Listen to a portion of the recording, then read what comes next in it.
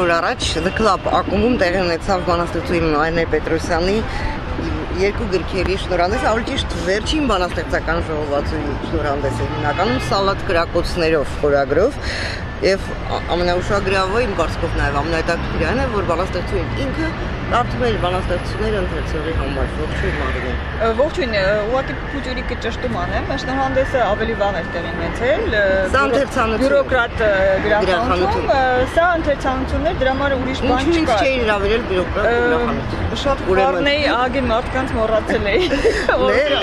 Այդ թվում եւ Ի վերջո կարևորը ընթերցանությունն է, ընթերցողին ներկայացնելը։ Այո, ես կարծում եմ ինձ համար դա սկզբունքային հարց է, որովհետև բանաստեղծությունը ամենից առաջ տեքստ է, եւ ինձ անկասկած շատ ջղայնացնում են այն մարդիկ, որոնք արդեն տեքստին չեն հավատում եւ բանաստեղծությունը փորձում են տարածել ուրիշ միջոցներով, այսինքն չեն հավատում, որ տեքստը ինքը կարող է աշխատի եւ դրա շուրջը ինչ որ ուրիշ միջոցներ են օգտագործում։ Բայց նաեւ շատ կարեւոր է, որ ինքը հեղինակը բանաստեղծը ինքը կարծում է իր բանաստեղծությունները վերջում մարդկանց լսելի է դարձնում, ոչ միայն ընթերցելի։ Այսինքն ես իմ տեքստին հավատում եմ եւ դրա կարծում դրանից ավել ոչինչ անել չեմ կարող։ Եթե անգամ գործողություն կա, այդ տեքստը պետք է սկսի գործել եւ տարածվել։ Ինքը տեքստը, քո բանաստեղծությունը Իդեպ նկարը, այս նկարը որ դրել եմ, կարծեմ դա արտահայտում է, էլի, այդ ոտքերից մեջ կա, չէ, ինչ որ Ոճրականություն։ Եվ ես կարծում եմ մարդիկ նայելու մենակ այս ոտքերին կհասկանան, որ այդ իմ ոտքերն են, չէ։ Բոլորը գլխի են ընկնում։ Ընդհանրապես անունները չէ, գրքի վրա չէ, որ սրանք քո ոտքերը չեն։ Գնանք եւ սուրճ խմենք։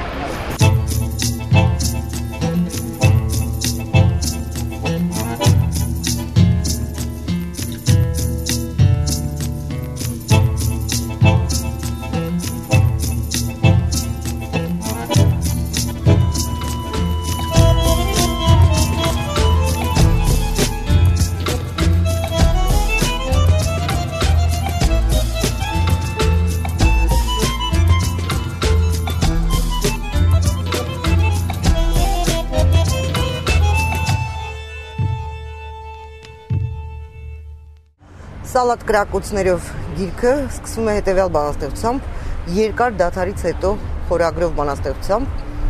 երկար դադարից հետո ես նորից նստեցի բանաստեղծություն գրելու, եւ տխուրն է նա, որ այս դադարը երևի շարունակվեր երկար, եթե իմ կյանքում աղետ չպատահեր, որովհետեւ թվում էր անհետացել է տեղը, որ իմաստ էր տալիս բանաստեղծություն գրելուն, տեղը, տարածքը, տարածությունը որ կար, հաստատ կար ու հիմա ոնց որ թե չկա, բայց չկա, թե տեղաշարժվել է ուրիշ տեղ։ Այս է հարցը, որի պատասխանը ես շուտով կստանամ, քանի որ շատ երկար դադարից հետո նորից նստել եմ բանաստեղծություն գրելու։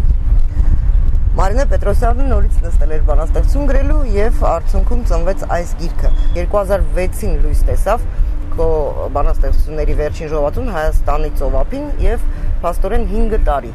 Ինչն էր պատճառը։ Շատ անկեղծ է դա պատասխանելը, բայց ընթերցողներ կորել։ Ինչու եմ ասում շատ անկեղծ է, որովհետև կարծիք կա, որ մարդը չպիտի ընթերցողի համար չպիտի գրի, չէ, ասենք հավերժության համար պիտի գրի։ Չգիտեմ դրա մեջ ինչքան անկեղծություն կա, բայց փաստն է նա, որ երբ որ ընթերցողը կամաց, ընթերցողը վաղուց էր քչանում, բայց մի պահ եկա, որ ոնց որ թե ընդհանրապես կորավ, եւ ես ենթադրում եմ, որ այդպես է, որտեղ փաստը այն է, որ ես արդեն սկսեցի չգրել։ Այսինքն ես շատ վաղ տարիքից, մոտավորապես 17 տարեկանից ես կանոնավոր եմ գրել, համարյա ամեն օր եմ գրել։ Բանաստեղծությունների քո առաջին ժողովածուն լույս է տեսել 1993 թվականին, այսինքն Մարինեն ճիշտ անկախության տարիների մեջ ճիշտ ասած բավական այդ իմաստով գուցե մեծամիտ եմ, ես շատ երկար գրում էի, բայց ոչ մեկի ցույց չէի տալիս, ոչ միայն չէի տպագրում, ցույց չէի տալիս։ Դե համարում էի, որ պետքա շատ լավը լինի, որ ասենք տպագրեմ, եւ կամ ինձեռագիր ունենամ, որ տպագրեմ։ Եվ առաջին շարքը լույսատես է Գարունում 87-ին։ Եթե հիշում եք, Գարունը ժամանակին ուշ էր տպագրում, ասինքն համարի վրա գրում էր 87, բայց ինքը փաստացի 88-ին տպագրվեց, որովհետև ես շատ լավ հիշում եմ, որ այդ ուրեմն շարքը տպագրվեց, արդեն շարժումը սկսվեց։ Եվ շարժումը սկսվեց, կարծեմ հիշում եք, որ քաղաքական այդ վերելքի վրա կամաց գրականությունը հետ մղվեց, գրականության ագին դեմքեր եկան դեպի քաղաքականություն, դա սկզբում դանդաղ էր եւ մի տեսակ այդպես ցավոտ չէր, բայց կուտակվելով կուտակվելով ինքը հասավ մի կետ, որ ասում եմ ընթերցողը փաստորեն անհետացավ։ Ինչպես հաջողվեց այս գիրքը հրատարակել 93-ին պատերազմից ու մուծալը տարիներին։ Այս սովետական այսպես մեխանիզմներով է հրատարակվել, այսինքն լավ իմաստով, վատ իմաստով չեմ ասում, այսինքն այն ժամանակ գիրքը հրատարակություն, այո, այս գրքից ամենասիրածդ բանաստեղծությունը կարդա, ընթերցիր, մի փոքր։ Որևէ բան։ Տարօրինակ բույսի նման, տարօրինակ անհնարին, ինչպես կղզին օվկիանոսում, խոսքը չասված միշտ թվում է տարօրինակ, խոսքը չասված միշտ թվում է անհնարին։ Անհնարին, ինչպես դատարկ շրջանագիծ, անտանելի, ինչպես ավազն անապատի, լռություն է եւ աղմուկ է անտանելի, թռչուններն են խփվում կապույտ մառախուղին։ Մարինե, հետո գալիս է կանոնական պատմությունները։ Հա, հետո գալիս է կանոնական պատմությունները, կանոնական պատմությունները ինքը տրամաբանական սկզբում համարյա այսպես ոճով նման է առաջին գրքին, հետո փոխվում է ոճը։ Եթե նկատեցիք այս բանաստեղծությունը, որ կարդացի, ինքը ինձ լրիվ գեղարվեստական է, ինքը ասենք իրականության հետ ուղղակի կապ չունի, ասենք այնտեղ դետալ չկա վավերագրական եւ այլն, ինչը բնորոշ է իմ այս վերջին գործերին, եթե նկատում եք միշտ հիմա միշտ ինչ որ դոկումենտալ մի հատ փոքրիկ հենման կետ պետք է լինի, կամ անձնական կամ քաղաքական, եւ որից բանաստեղծությունը սարքվում է։ Իսկ այս բանաստեղծությունը եթե տեսակ ինքը ոչ մի հենման կետ չունի, ինքը լրիվ այսպես գեղարվեստական է։ Ինքը տարալուծվելով այդպես հոգու մեջ, այդպեսի բավարարություն եմ թողնում։ Բայց այն ամենը մի հարց է իզում տալ։ Այս առաջի գրքից 93-ին հրատարակած գրքից մինչև վերջին գիրքը սալատ կրակոցներով իհարկե երևի դժվար է հեղինակի նման հարց տալ, բայց այնուամենայնիվ այ ձեր բանաստեղծությունը ինչ ճանապարհ անցավ։ Այսպես ասեմ, ինքը ավելի կոնկրետացավ եւ ասելիքը ավելի հստակ դարձավ։ Մարդիկ այսպես ասում են, որ մի բան կա, որ նույնն է մնացել։ Օրինակ, այս վերջերս ես օրինակ բանաստեղծություններ դնում եմ Facebook-ում եւ օրինակ ինձ Facebook-ը շատ բան ա տվել, ինքը անմիջական կապ ա տվել ընթերցողի հետ, բայց մարդիկ կան, որ ասում են, որ եթե դու այդ քո նախորդ այդ փորձը չլիներ բանաստեղծական, այսինքն դու որոշակի բանաստեղծական տեխնիկա չունենայիր, դու Facebook-ում կարող ես կորեիր, այսինքն սկսեիր գրել բաց ուղղակի կարդացվելու համար, վատ իմաստով, բայց որովհետեւ ես ունեմ այդ տեխնիկան, դրան գումարվում է այսօր արդեն ուրեմն այդ կապը իրականության հետ եւ կարծում լավ բան ա տալիս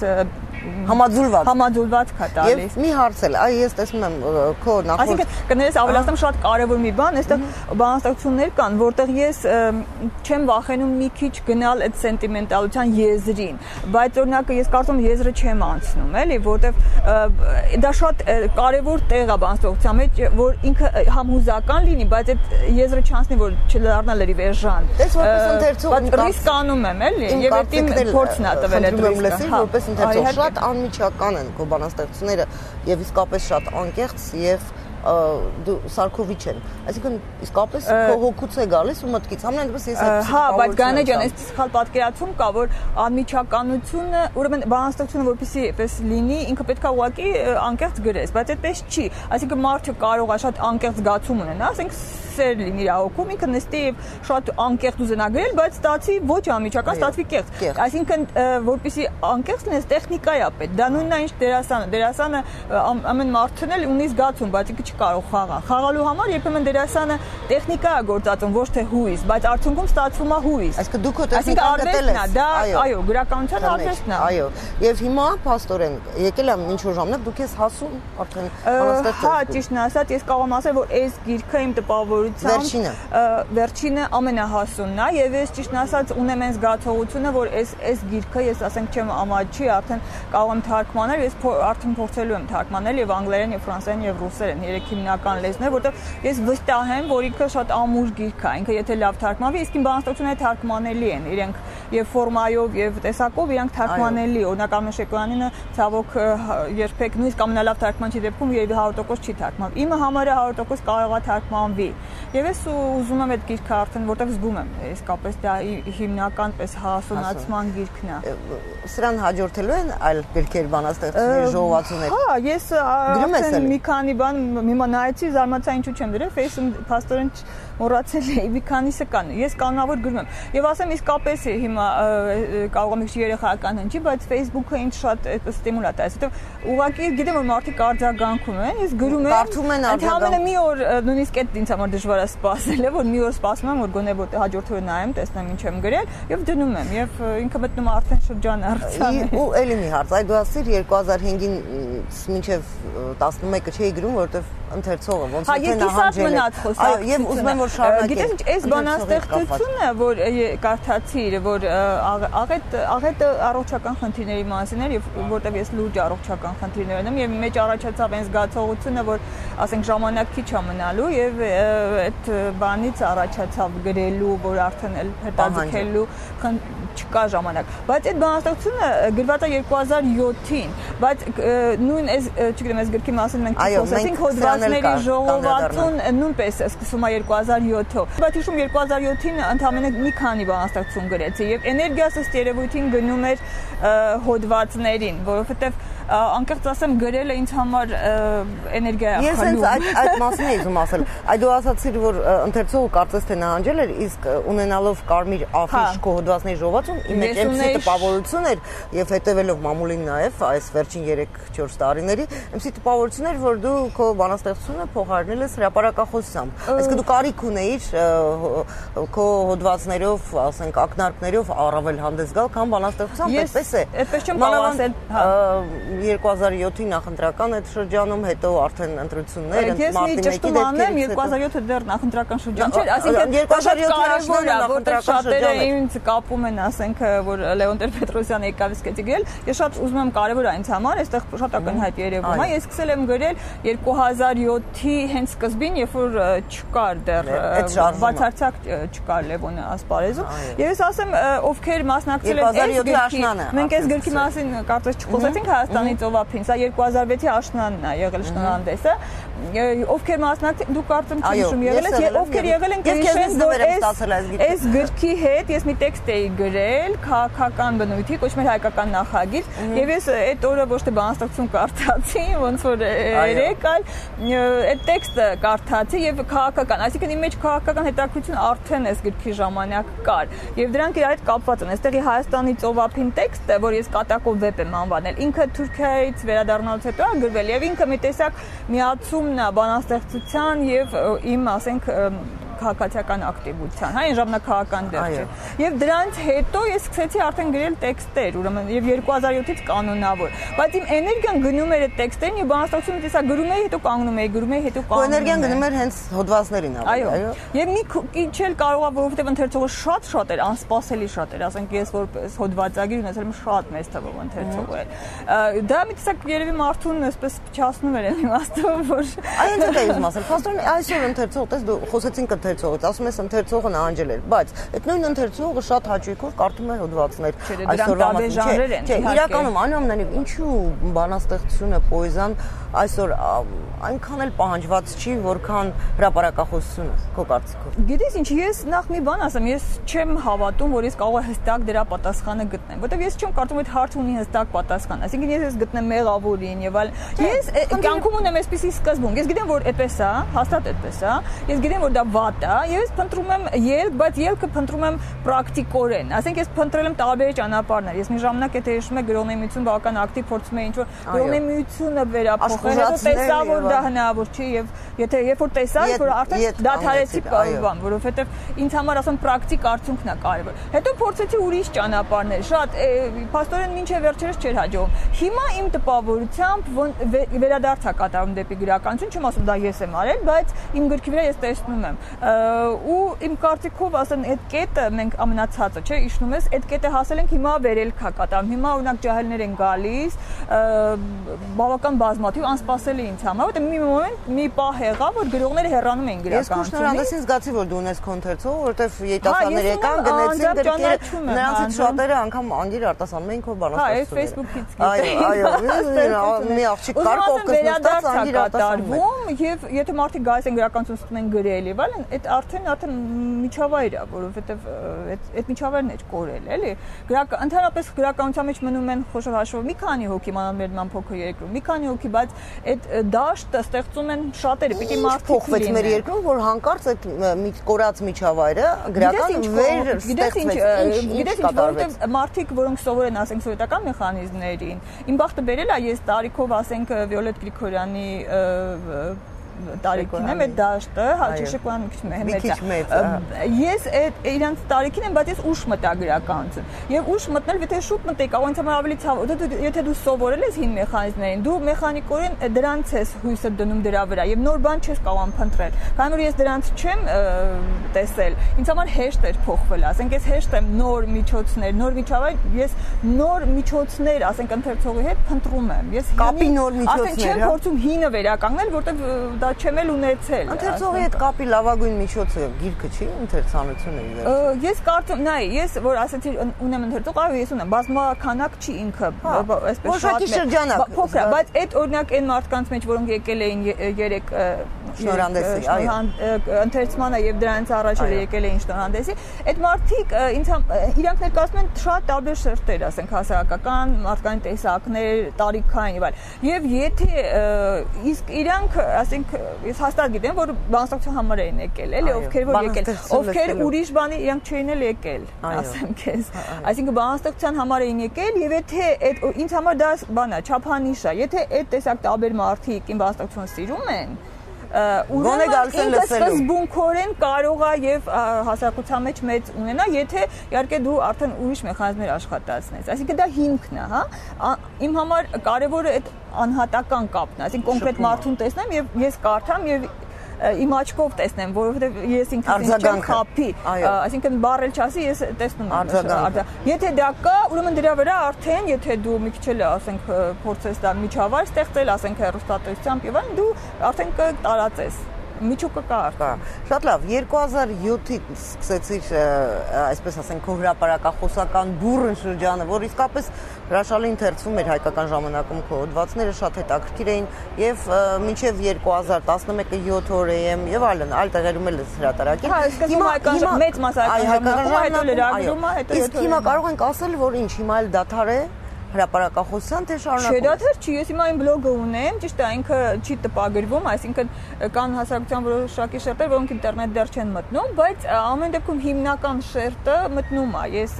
դժգոհ չեմ, ասենք շատ են առաջարկում են այդպես գրել այն մյուս թերթերի, տպագրիչ թերթերի համար, բայց ինձ համար, քանի որ հիմա ինձ համար փնտրտուքի շրջանն է, այսինքն մտքի շրջանն է, ես ինտերնետը ինձ լրիվ բավարարում է, որտեղ այնտեղ են բանավեճերը եւ այլն։ Ինչ փնտրում դու ի վերջո։ Ասենք ես նայ միացել եմ գրել եմ, այստեղ սկզբում երևում է, ասում եմ, երբ որ դեռ շարժումը չէր սկսվել, շատ հստակ այն հայացքները, ես վստահ եմ, որ Հայաստանը որպեսզի զարգանա, ինքը պետք է իր բոլոր քաղաքացիների համար ստեղծի ավելի դրսևորման լայն պայմաններ։ Իսկ դա ազատությունն է։ Ազատությունը նաև տնտեսության հետ է կապված, այսինքն պետք է մի քիչ էլ տնտեսական բազա ունես, եւ այլն։ Հիմա չմանրամասն կարծեմ հասկանում եք, այսինքն ազատ հնարավորությունների ընդլայնում, ոչ թե մի խումբ մարդկանց համար, այլ հնարավորությունների համար, եւ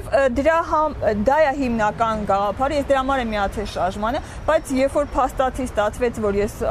տեսա, որ ՀԱԿ-ը ինքը այդ սկզբունքից անունից խոսելով ինքը իր ներսում դա չի ապահովում, այսինքն իր ներսում ինքը ազատություն չի կարող ապահովում, ես դուրս եմ եկել ՀԱԿ-ից եւ ես փնտրում եմ այն ուրեմն միավորը, որի շուրջ հավաքվելով այն մարդիկ, որոնք իսկապես ազատության համար էին եւ ոչ թե Լևոն Գոռալու համար էին, այդ մարդիկ նորից կհավաքվեն մի ձեւով եւ կշարունակեն իրանց պայքարը։ Դու այնուամենայնիվ չասենք եզակի, բայց այն հազվադեպ գրողներից, բանաստեղծներից ես, որոնք չեն երկնչում մեղմ ասենք եւ իրենց քաղաքացիական դիրքորոշումը, քաղաքական հայացքները ազատ եւ անկաշկանդ Ես չեմ ուզում ոչ մեկին նեղանալ, երկնչել իրականում ես կարծում թե ես քաջեմ ուրիշներին վախկոտ։ Երկնչելը ես ասածից հետ կապվում է։ Գալիս է տնտեսական անկախությունից։ Ես իմ ֆինանսական միջոցները չեմ հայթայթում, ասենք, ինչ որ աշխատանքով։ Ես թարգմանիչ եմ եղել, շատ լավ, փող ունեցել եմ, հիմա էլ դու ազատ ես ֆինանսապես։ Ես բնակարան ունեի, ես այդ բնականը վաճառել եմ, ես այդ փողը ունեմ, ես լրիվ ազատ եմ ֆինանսապես։ Եվ եթե Հայաստանում ուրեմն եւ անկախ որոշակի կառույցներից լրիվ բոլորին անկախ ոչ բոլորից։ Եվ եթե Հայաստանում հենց դա է, որ տնտեսություն այնպես դի որ մարդիկ ֆինանսապես անկախ լինեն քիչ թե շատ, իրանք էլ կլինեն։ Այսինքն քոզելով գրողների մեծ մասը, որ անամնանիկ դժվարանում է իր քաղաքացիական եւ քաղաքական հայացքներ հստակորեն դրսեւորել նաեւ հստակ կեցված ունենալ։ Դա սկզբունքի խնդիր չի, տնտեսական խնդիր է։ Տնտեսական խնդիրը հետո դառնում արդեն բնավորություն։ Եթե դու արդեն գիտես, որ դու ինքդ չես ֆինանսապես անկախ չես, պիտի անդադ խնդրես խնդրես, հետո արդեն սովորություն է դառնում, հետո արդեն առանց կարիքի էլ ցույց ես այդպես դառնալ։ Չանում է մարդը, այսինքն։ Այ որ աչքի հետ մի պահ փակես, հիմա շատ ընդունված է այդ բառը տեսլական։ Այ 30, 40, 50 տարի անց ինչպիսին է Հայաստանի տեսլականը քո համար։ Ես տես բաներ չեմ մտածում, ես ուզում եմ ինքս տեսնեմ սկիզբը։ Ես դա ինձ համար սկզբունքային հարց է, եւ ես ասենք ամենասկզբունքային հարցը, որ այսօր ասենք իմ բլոգում այդ բանա վերջին է գնում, եւ իմ ամենասկզբունքային տարաձայնությունը Լևոն Տեր-Պետրոսյանի հետ, որ ես բան եմ արել, ասենք խնդիրը սա է, Հայաստանը ռեսուրս ունի լինելու ոչ թե պարզապես ասենք այսպես երկիր, որ շատ աղքատ չլինի, այլ առաջատար երկիր։ Ինձ համար ունի։ Եվ ինձ համար առաջընթաց ապրել երկիր։ Եթե դու բանը խնդիրը դնես, որ պարզապես այսպես աղքատ չլինենք, պարզապես ուրեմն քիչ թե շատ այպես այդ ձևով ես կարծում հային Հայաստանում դու չես կարողանա հանել իսկականից այն չես կարող այն ձևի ոգևորել, որ ինքը ինչ-որ բանի հասնի։ Դու պետք է մի քիչ մեծ խնդիր դնես։ Բայց այս ամեն կորուստներից հետո 20 տարիների դու իրոք զգում ես, որ կա դեռ ռեսուրսը, որ հաստատ կա։ Ես չեմ ինչ ասում կորուստ։ Ես տեսնում եմ, որ ուղղակի ռեսուրսի ձևը օգտագործելու չի գտնվում։ Ես դրա համար եմ միացել շարժմանը, ես տեսել եմ, որ նայ մարդիկ երբ որ իրար հետ հավաքվում են, իրանց մեջ առաջանում է այդ հավատը, որտեղ մեկը մյուսին նայելով ինքը ուժեղանում է, չէ՞։ Բայց չի գտնվում այն ձևը, որ այդ միացումը կատարվի։ Փաստորեն ստացվում ամենակ միտինգ, ինչ որ մեկը խոսում է, հետո այդ մեկը գնում է այդ կորումը։ Ուրեմն պետք է գտնել համախմբման ուրիշ տարբերակ, այսինքն ոչ այդքան, փաստորեն դա պարզունակ տարբերակ է, որը ուժերը հավաքում է, հետո ցրում է։ Ես փորձում եմ գտնել շատ ուրիշ տարբերակ միացման, բայց միացման, ուժերի միացման կարող է համախմբել։ Այ, գիտեք, ես հույս ունեմ, բայց այդպես չի, որ ես այսօր դա տեսնում եմ։ Այսինքն ինքը որոշակի մարդկանց, հա, բայց որ ինքը կարող է շատ դա հնարավոր է, բայց ես պետքա գործնականում այդ տեսնեմ, որ ասեմ եղավ։ Շնորհակալություն, մի բան կարդա, եթե դժվար չի, քո որևէ գործից։ Նախագահն ու ոստիկանը։ Արդեն մութ էր շատ, դրա համար երևի ոչ ոք չնկատեց Հայաստանի Հանրապետության նախագահին, որ կանգնած էր մենակ Ազատության հրապարակում անձրևի տակ։ Մենակ մի ոստիկան տեսավ, հազիվ հավատաց աչքերին, ուզում էր զեկուցել ղեկավարությանը, բայց հետո փոշմանեց ու չզեկուցեց։ Եթե զեկուցեր, գուցե ուրիշ ձևով ավարտվեր Հայաստանի 3-րդ Հանրապետության պատմությունը։ Կապույտ աչքերով կինը։ Պուճուր երեխեքը վազվզում էին Ազատության հրապարակում, ընկնում վեր կենում ու լաց էին լինում։ Իսկ ես նստել էի կողքի սրճարանում, գարեջուր էի խմում ու մտածում էի. տեսնես ինչ եղավ այն կապույտ աչքերով կինը, որ Թալինից էր կարծեմ, որ միշտ գալիս էր հանրահավաքներին, անունն էլ չհարցրի, անունն էլ չեմ հիշում։ Մենակ հիշում եմ, որ ասում էր. «Մարինե, սիտես անհանգիստ է, Մարինե, ինչ ա լինելու»։